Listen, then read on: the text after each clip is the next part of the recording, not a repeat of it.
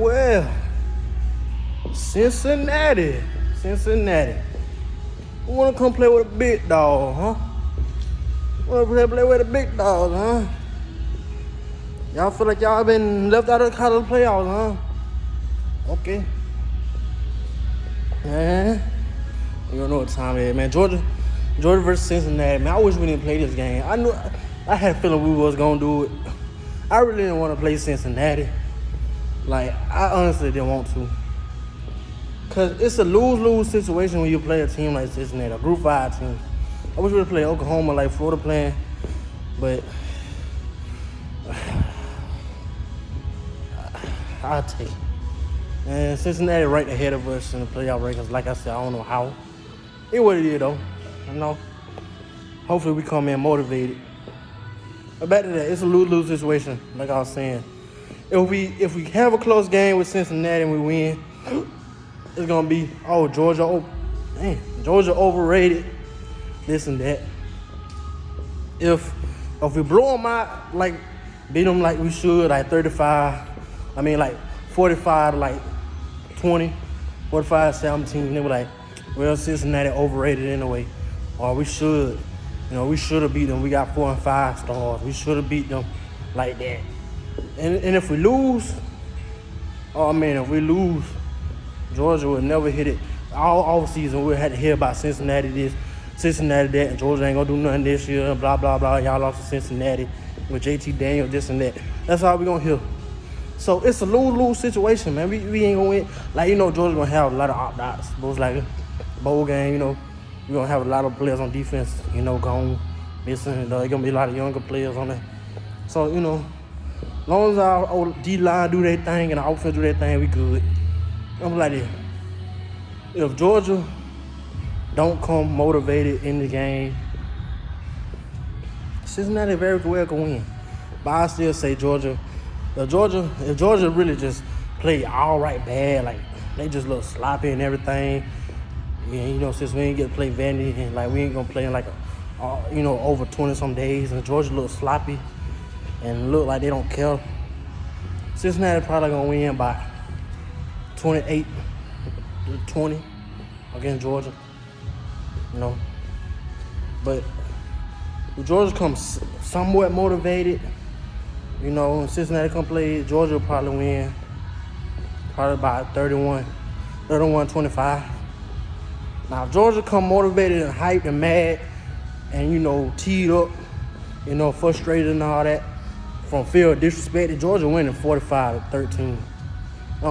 Georgia winning 45-13. And, like, everybody going to get to play most likely. That's how it's going to be. Maybe 17. Who knows? Maybe 17 or 21. 17-21. I don't see Cincinnati scoring more than 21 points unless Georgia is, absolutely just low coverage and all that, and Cincinnati just come to play. But if Georgia come motivated and play for real, and Kirby show no mercy, the score gonna be, like I said, like 45-50 points.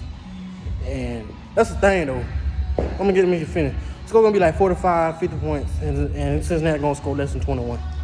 But if Kirby keep on trying to take his foot off the gas, like he always known to do against inferior opponents. Like, come on, we gotta show them. It's big boy ball in the SEC. Most of the coaches, you probably, had some dealing with the coaches and the players you recruited and all that. So you take your foot off the gas when you're already up 30 points. We can't do that against Cincinnati. Cincinnati, we already been disrespected. People got Georgia losing this game already. Cincinnati ahead of us on playoff rankings. We 9, they 8. So we gotta come in. We gotta show Cincinnati they don't belong with the big boys. They want to be in the playoffs. Now you got a playoff caliber team. We gotta blow them out. We gotta show them what's up. And Kirby, don't you take your foot off the gas. Don't you take your foot off the gas. I won't drop 70 on them boys. I don't care if you know Luke Fickle or whatever his name is. Bump all that, man. We Georgia. We gotta look good for next year, man. We gotta go play this game, look good, and show people we the real deal next year, going into next year's season. Off season, it's gonna be about Georgia. I don't care about all that, man. Georgia. That's all I want to hear on Instagram. Georgia Twitter, Georgia, everything. YouTube, Georgia, ESPN, Georgia. That's all I want to hear. Georgia, JC Daniels in the offense. They're supposed to offense and the defense Georgia has. So we got to go against Cincinnati. We got to beat them by 35. At least. 30. No, we got to beat them by at least 28 points. 25. At least 25. It got to be like 50 to 25. They gonna be some. You know, I understand there's gonna be a lot of outdoors, so they can't score more than 25. But we gotta score 50. You know what I'm saying? They gonna score 25. We gotta score 50. No mercy, Kirby. I ain't playing with you, man. We gotta look good, man. I don't want to disappoint. Anyway, you know, Falcons, Falcons, boy. I don't know what to say about Falcons. Falcons. I'm done with Falcons. Until they show me something. Like, it's like, I don't know. The Falcons had the game once again, choked once again. The Tom Brady, out of all people, Tom Brady. And it was a rival, the Tampa Bay Buccaneers. We choked. Falcons choked yet again. Matt Ryan came to play in the first half. Chokes in the second half. Usually it be he played bad in the first half. Then Georgia, I gotta say Georgia. Then Falcons get down by like 14, 17. Then he played good in the second half. This time he played good in the first half. I was like, Matt Ryan look good. Matt Ryan look good. I ain't want to talk so soon. You know, that's why I ain't really get happy. I was like, man, in my head, I was like, man, Matt Ryan look good. And I'll be dog. Second half kick, he forgot how to play quarterback. I don't know about to say no more. What it is, Falcons?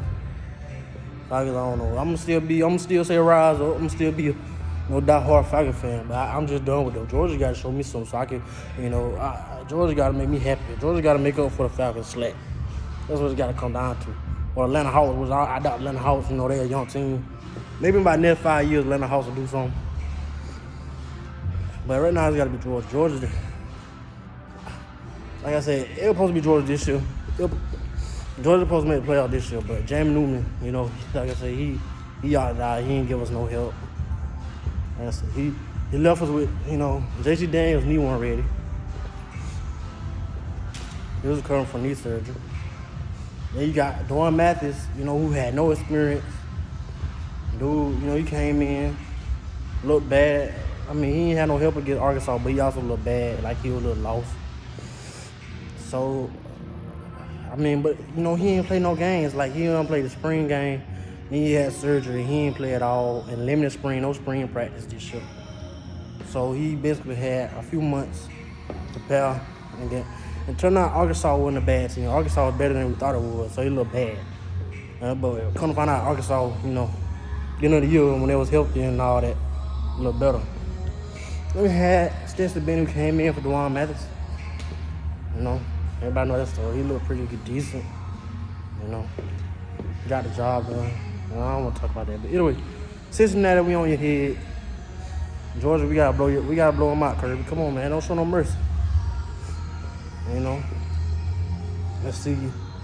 Oklahoma beat Iowa State, like I expected. I knew Iowa State wasn't gonna beat Oklahoma twice. They almost came back and won at the end, but what it is. Ohio State beat Northwestern. I guess Northwestern. People say they so-called have an elite defense, or where I ain't no elite defenses this year.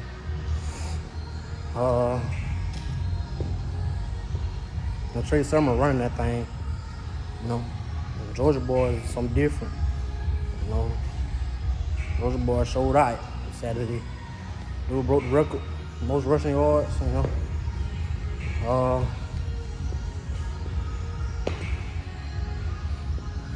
What else? Other game? Oh yeah, Oregon beat USC, man. I told USC fans, I was like, y'all gonna miss JT Daniels. I said they were talking junk. You know what they get? They were talking junk all about JT Daniels. Oh, he blah blah blah this and that. He's not all that. And now look at Kedon Slovis. Now they miss him. Now they missing JT Daniels. he come out there and look horrible. And I told you it's USC fans. They don't want a piece of Georgia. And they opted out of the bowl game, so we couldn't even play them. But yeah. So I knew all season they've been scrapping by wins. They've been playing from behind, somebody getting, comeback victories. I was like, it's not gonna cut it. Then they played Oregon, who wasn't even supposed to be in the game. It was supposed to be Colorado. They played Oregon, and Oregon beats them. That's how bad that looked. I was hoping Georgia would do that Florida. I hope Florida was gonna get scared out there so Georgia could beat Alabama. JT Daniels, but it didn't happen. Florida came up and played. Either way, Oregon came in and beat USC. Who then they weren't even supposed to be in the game, and USC still lost. And USC fans were bragging about how good they was and they deserved to be in the playoffs if they won the Pac-12 and they would beat Georgia.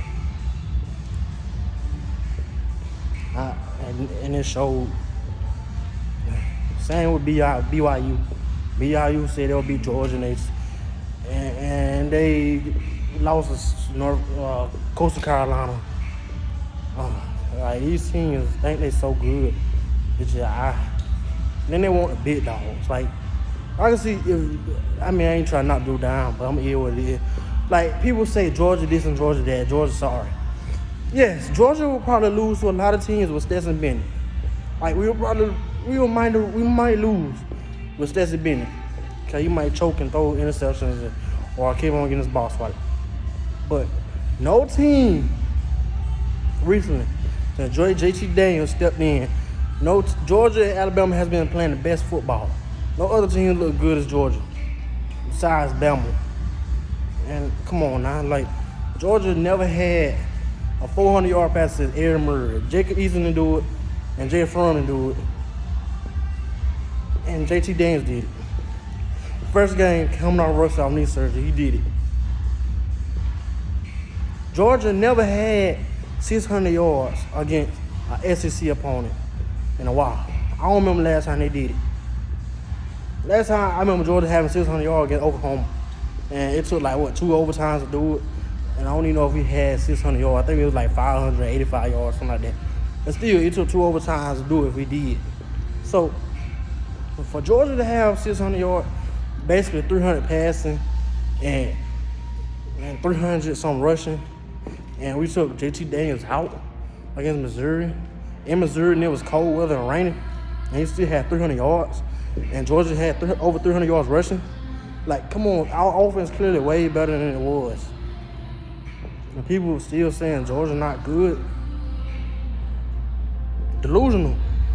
Like, if Joel Clark could come out and say Georgia would be a top team with JT Daniels, out of all people, Joel Clark. And he always say the dumbest stuff. And he finally said, hey, Georgia is for real with JT Daniels. Come on, man. Like, come on, man.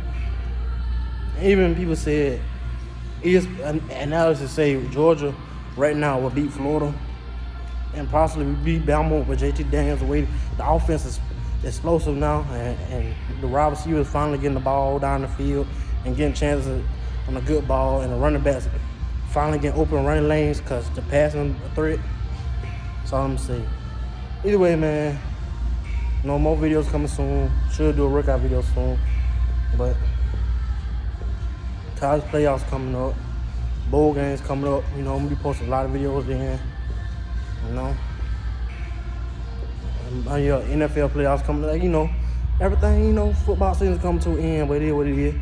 Them off-season videos going to be crucial. I'm going to be talking mad junk. I ain't going to talk too much junk about players, though, because a lot of players surprise me. Another video of that coming up, too. But yes, sir, I'm out, man.